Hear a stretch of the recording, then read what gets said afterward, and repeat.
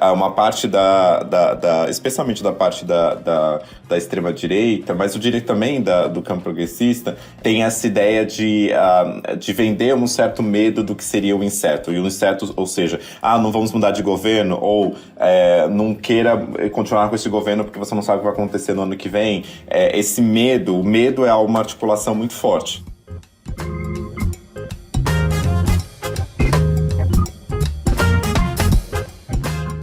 Ativo no Twitter, colunista da Folha de São Paulo, professor da FGV e viciado em notícias, o advogado Thiago Amparo, entrevistado de hoje do podcast da semana, está totalmente exposto às altas emoções da política, aos debates nas redes sociais e à opinião pública. É sobre tudo isso a nossa conversa de hoje, sobre como emoções e política andam juntas. Eu sou Luara Calvenic e este é o podcast da semana.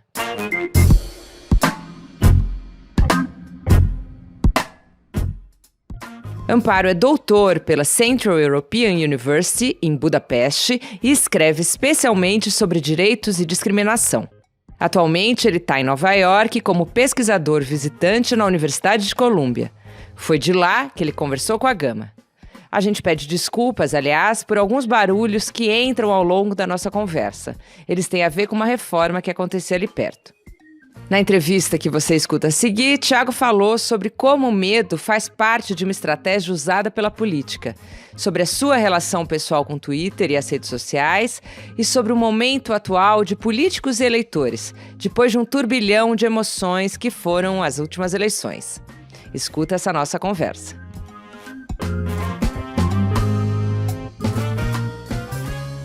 Thiago, obrigada por estar aqui com a gente hoje. O tema dessa semana na Gama é emoções. E a gente sabe que a política despertou aí novas emoções em 2022, né? Ai, que ódio e amor, a gente já conhece esses dois, já sabemos que aconteceu isso, né? Mas quais seriam as emoções mais inéditas aí, na sua opinião? Vamos lá. Primeiro, obrigado pelo convite, super feliz de estar aqui. E também a oportunidade para falar sobre... um pouco sobre temas sobre os quais eu falo e outros nem tanto, né? Acho que sobre emoções, eu acho que tem... Primeiro a gente precisa entender que política também é sobre emoções, né? A gente acha que política muitas vezes é esse exercício, tem esse fetiche, né? Achar de que a política é um exercício, deveria ser um exercício racional, os eleitores decidem de acordo com supostas visões racionais do que seria melhor para eles, e a gente sabe que, especialmente no mundo de hoje, não, assim, a política, ela é uma política de articulação de emoções, né? E de diferentes naturezas, porque eu acho que pode ser uma articulação do medo do incerto, né? Eu acho que uma parte especialmente da parte da extrema-direita, mas o direito também do campo progressista, tem essa ideia de vender um certo medo do que seria o incerto. E o incerto, ou seja, não vamos mudar de governo, ou não queira continuar com esse governo porque você não sabe o que vai acontecer no ano que vem. Esse medo, o medo é uma articulação muito forte, né?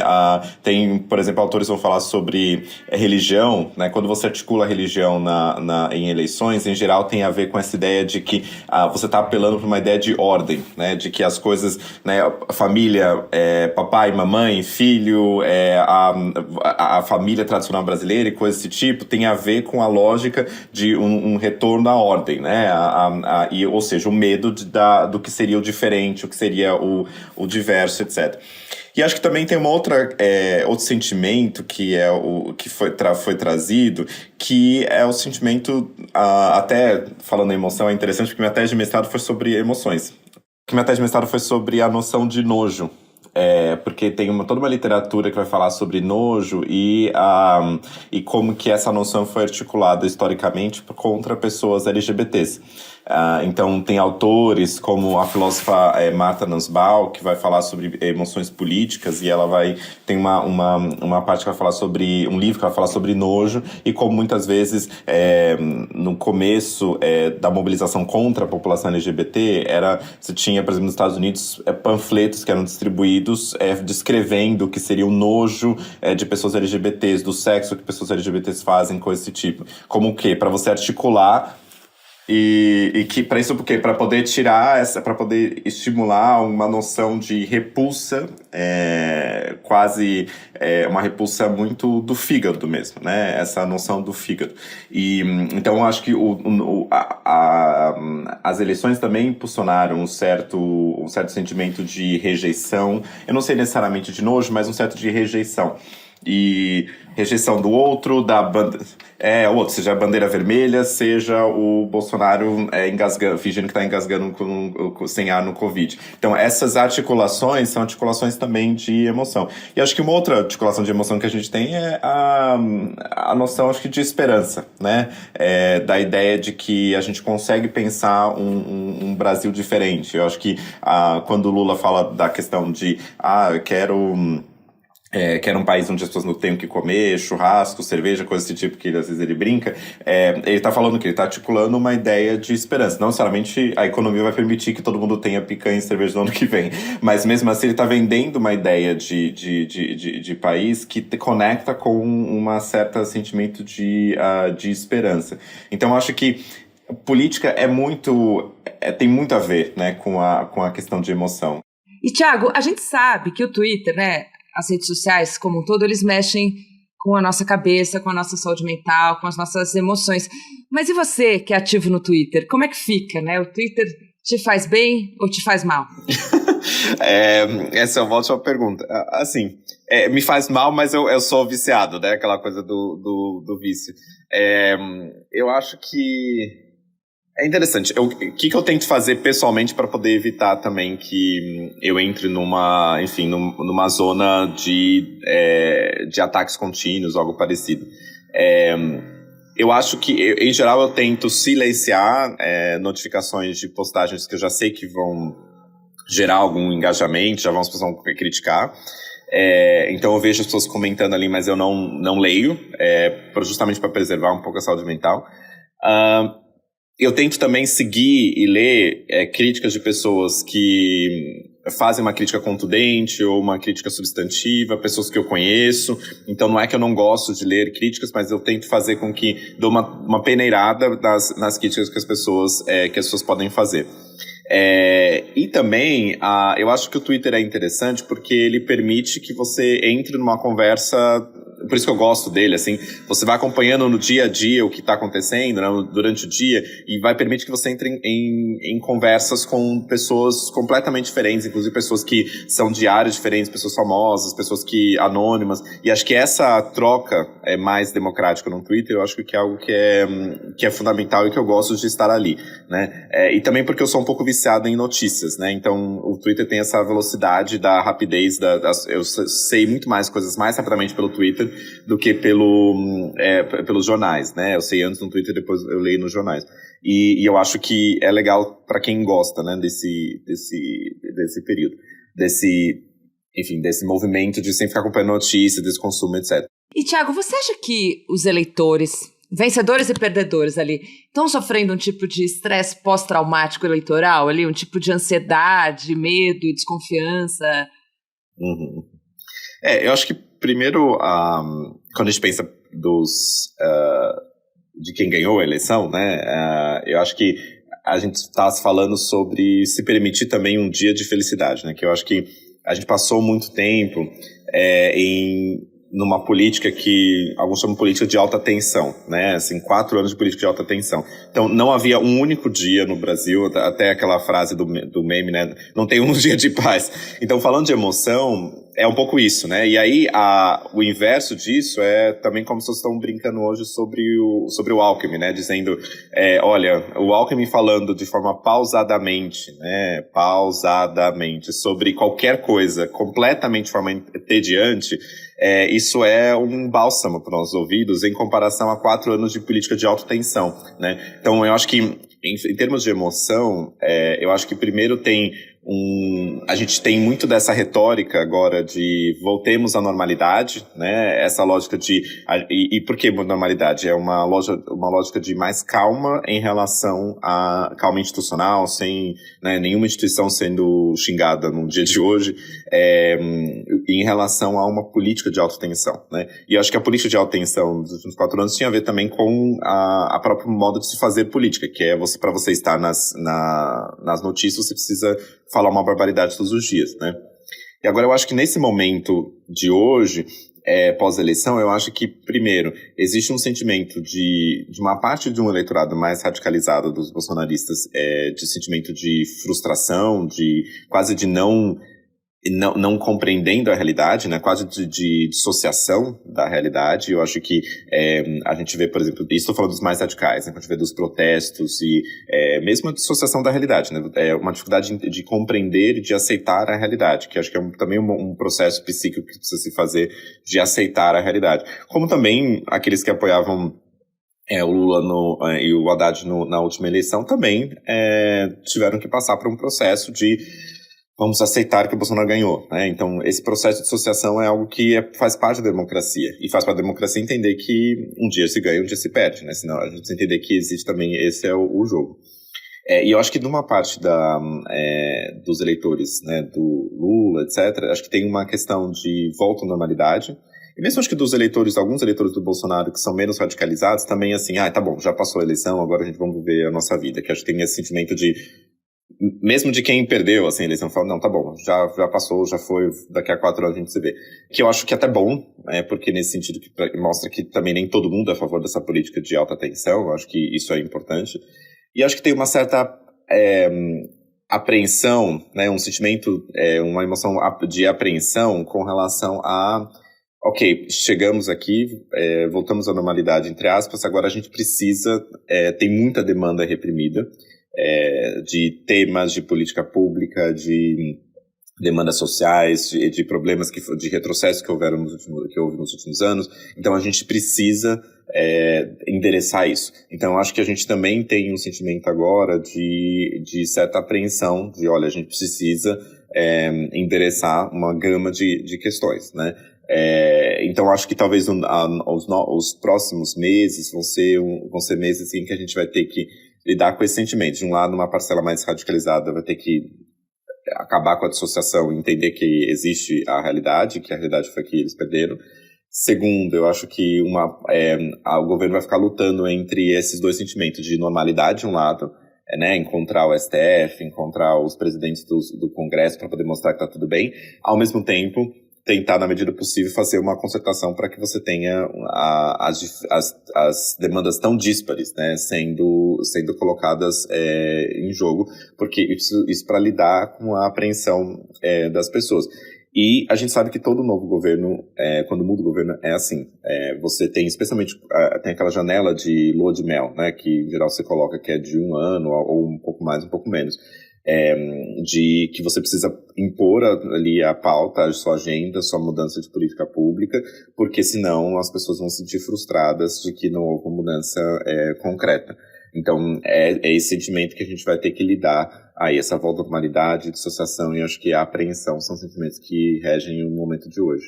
E foi muito bom você usar esse termo aí, política de alta tensão, porque é isso mesmo, né? Então, era diariamente ali frases complicadas. Então, como mexer com as nossas emoções diariamente fazia com que a gente se distanciasse da política de fato, né? Era um tipo de estratégia emocional, porque parece que os temas estão sendo retomados agora, coisas que não pareciam que estavam sendo discutidas justamente por causa desse véu. Eu acho que, tem vários temas que vão surgir, termos substantivos, né, de política pública, que vão surgir agora tirando esse véu da alta tensão, porque muitas vezes o véu da alta tensão eram sobre coisas ou insignificantes ou imaginárias, né? Assim, lembro do começo do governo Bolsonaro, da Damares falando veste azul, veste rosa. Isso é completamente insignificante.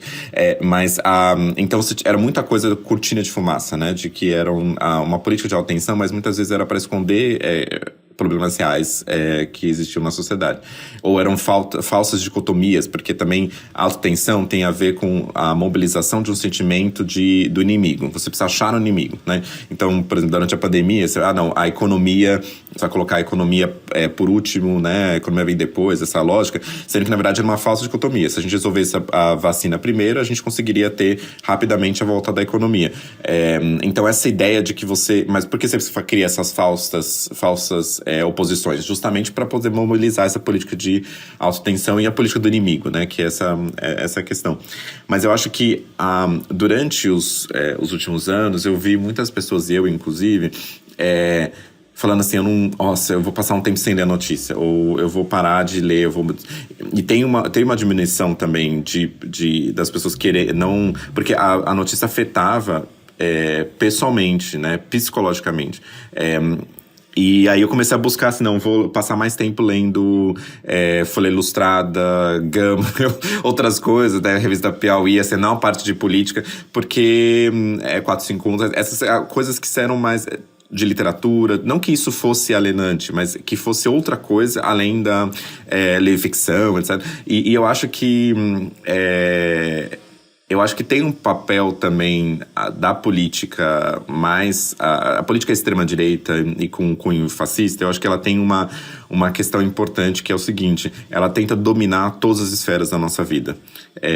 Então, eu acho que a política, sim, é importante, ela tudo é político, tudo pode ser político, né? O privado pode ser político, sim, né? As feministas sempre falavam, né? O corpo é político, o privado é político, etc. Agora, a gente precisa entender que a parte da estratégia da política fascista é que você ocupe todos os espaços da sua vida e tudo que você pensa sobre o mundo, tem que ter conexão com aquele grande líder, com aquela visão de mundo. E eu acho que a parte da resistência, especialmente quando a gente teve um pouco mais a suavização da pandemia, foi as pessoas saírem, irem para shows, irem para outras coisas, justamente como uma forma de oxigenar esses espaços. Então, eu pessoalmente sentia um alívio quando eu ocupava esses espaços de arte, assim. E eu comecei a consumir muito mais. É um contágio emocional mesmo, né? Que é um contágio emocional como estratégia, né? De alguma maneira. E, Thiago, os podcasts, me chamou a atenção que os podcasts mais ouvidos nos últimos tempos foram os de política. Eu vi numa pesquisa recente, né? Então as pessoas estão mesmo interessadas aí nesse tema. Eu tenho a sensação de que é como se elas estivessem diante de um grande seriado, assim, especialmente no período das eleições. Você também teve essa sensação, assim, de uma outra relação com a política, menos analítica e mais de consumo mesmo, assim? Eu acho que sim. E também porque eu acho que o podcast, falando em emoção, ele gera emoções. E acho que gera uma emoção de conexão. Por exemplo, quando eu comecei a fazer o podcast, que acabou que nem tanta notícia, muito mais pessoas começaram a me encontrar na rua, ou às vezes eu tava andando na rua e as pessoas escutavam minha voz, não me viam, escutavam minha voz, eu chegava, você é o Thiago, porque eu acho que tem uma questão que o podcast cria uma conexão com as pessoas, uma certa relação de intimidade. Eu lembro quando eu encontrei o Fernando de Barros da Piauí, do Foro de Teresina, eu só consegui olhar pra ele, mas eu não via ele, eu via a voz dele, entendeu? Assim, eu realmente via, não o rosto dele, mas a voz dele. Então é muito estranho quando você cria uma intimidade com as pessoas mesmo. Até porque e alguém me falou uma coisa muito interessante, falando, olha, imagina, um podcast de uma hora, ou às vezes até mais do que isso, eu, por exemplo, passo mais tempo escutando o Mano Brown falar do que escutar meu pai. Eu não escuto meu pai 2 horas por semana, né? Então, eu acho que essa conexão que você cria com a pessoa, né, do podcast, também acho que ajuda a digerir e conseguir passar por esses momentos da política. Eu escutava muitas pessoas falando assim, nossa, eu queria muito te escutar para saber o que você tem a falar sobre esse tema. Não necessariamente só do conteúdo, mas é quase como uma conversa entre amigos que não se conhecem sobre a política, até para encontrar um certo conforto nesse momento. Então, eu acho que o podcast sobre política também foi uma forma das pessoas encontrarem um certo conforto nesses momentos difíceis, de apreensão, de política de atenção, de isolamento na pandemia, e criar uma conexão, mesmo que virtual, com pessoas que eles não conhecem. E acho que a política faz um pouco disso, né? Essa criação de laços. E eu acho que o podcast ajuda a fazer isso. E fora que também isso permite com que as pessoas consigam estar conectadas com o que está acontecendo no mundo, fazendo outras coisas também, né? Eu sempre escuto as pessoas falando, não, você escuta podcast lavando louça, você escuta podcast... Porque eu acho que é um momento também das pessoas conseguirem esparecer pelo não mútuo, né? Assim, elas estão escutando outras coisas, mas criando uma conexão com mais uma conversa entre amigos que elas não conhecem. Eu acho que o podcast traz isso e é fantástico. É uma das coisas que eu mais gosto sobre o podcast. Tiago, para finalizar, a última pergunta. Você fez muitos inimigos, cortou relações com muita gente pelo Twitter nos últimos tempos, nesses últimos anos, e há uma retomada nesse momento ou tudo segue como estava? Não, é interessante, porque uma coisa que a internet faz a gente ficar um pouco, acho que dissociado da realidade, é que às vezes eu fico pensando, nossa, como alguém pode ter uma opinião forte sobre mim? Que no sentido assim, eu não sei se eu provoco, eu não sou uma pessoa que busca provocar emoções, mas é interessante quando chega uma pessoa porque às vezes, claro, você faz aquele ego search, né, que é assim, você vai lá e coloca o seu nome pra ver o que estão acontecendo. E aí, aqueles tweets que não te marcam, mas que colocam seu nome, são, em geral, aqueles mais, né? Então, esses dias uma pessoa falou assim, agora que passou a eleição, eu posso soltar a mão. Aí ela soltou umas 5 pessoas, ela falou assim, inclusive do Thiago Amparo, soltaram a mão do Thiago. Eu falei, mas eu nunca te dei a mão. Ou na vitória do Lula, eu fui pra Paulista, escutei de longe uma menina falando assim, eu não acredito que ele está aqui, esse otário. Eu falei, gente, mas quem me acha otário? Então, assim, eu nem sabia que eu consigo provocar tanta emoção pra alguém ficar com tanta raiva. Então, é muito louco isso, porque acho que a gente vive também nas redes sociais, às vezes a gente não tem a dimensão de que as pessoas que estão ali muitas vezes te xingando são pessoas reais, e que às vezes elas têm uma opinião muito forte sobre você, né? E aí eu fico pensando, mas o que em mim eu provocaria o que eu provocaria essa emoção muito forte? E eu acho interessante eu ainda tô tentando descobrir, assim, eu tento não criar muitas inimizades, mas eu acho que é engraçado como em momentos de polarização, de fato, você ter uma opinião é um provocador de emoções, né? Ter uma opinião que muitas vezes te dá, por exemplo, eu tenho opiniões sobre direitos humanos, sobre a importância da representatividade, da diversidade, etc., que se aplica, se o Ciro falou uma besteira contra mulheres, eu vou criticar. Se o Lula não tem mulheres, poucas mulheres no governo de transição, eu vou criticar. Se o Bolsonaro falou besteira contra mulheres como sem fala, eu vou falar. E aí, essa transição entre diferentes visões e não alinhamento direto com algum outro, isso permite também, traz algumas emoções, porque eu sempre brinco e falo assim, hoje eu vou ser atacado por tal grupo e amanhã por outro. Quando eu ataquei, né? Quando eu critiquei uns políticos, eu já me falaram, você é um bolsonarista. Aí eu falei, gente, mas como assim? Você nunca leu nada que eu escrevi nos últimos 4 anos? Então, essa provocação de emoções. Mas eu acho que eu, pessoalmente, eu lembro que desde do colégio, na sala de aula, eu era aquela pessoa que conseguia falar com os meninos do futebol, com as meninas nerds e com todo mundo, né? E eu sempre gostei, eu sempre fui, representante de sala, coisa desse tipo, porque eu gostava dessa coisa de tentar dialogar com pessoas diferentes, né? E eu sempre gostei disso, assim. Então, às vezes eu fico intrigado quando tem uma pessoa com muito forte emoção. Não que eu acho que as pessoas precisam concordar, porque eu acho que as pessoas podem totalmente discordar. E eu gosto quando as pessoas discordam com substância, né? Mas eu acho que eu ainda tô aprendendo nesse período agora, né, quase pós-pandemia ou pós-vacina, encontrando de novo as pessoas, e acho que tá tendo essa dificuldade de não saber lidar com essas emoções que às vezes eu posso provocar em uma outra pessoa, e na vida real, se a pessoa chegasse pra mim e falasse assim, Thiago, você é um otário, eu ia perguntar, tá bom, beleza, vamos tomar um café e saber por que você acha que eu sou um otário, e tentar desconstruir essas emoções, né, mas eu tô aprendendo. E eu, acho assim, ainda continuo tendo no meu Twitter, desde Deltan Dallagnol até Lula me seguindo, então eu acho que tem uma gama grande de pessoas, né, de pessoas grandes me seguindo, então vamos ver o que a gente vai conseguir continuar dialogando nos próximos anos. Eu espero que você continue sendo um bom representante de sala, que você continue conseguindo ser um bom representante de sala. Thiago, muito bom falar com você. Excelente.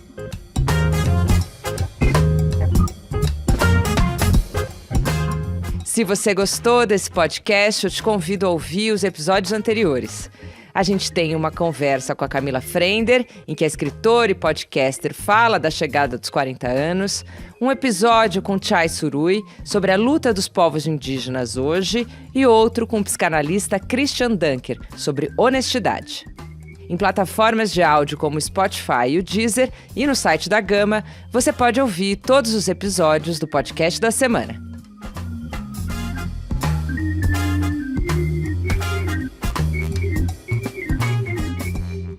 Com roteiro e apresentação de Luara Calvenic, este é o podcast da semana. A cada 7 dias, um tema novo para você. A edição de som é do Luiz Serafim. Até semana que vem.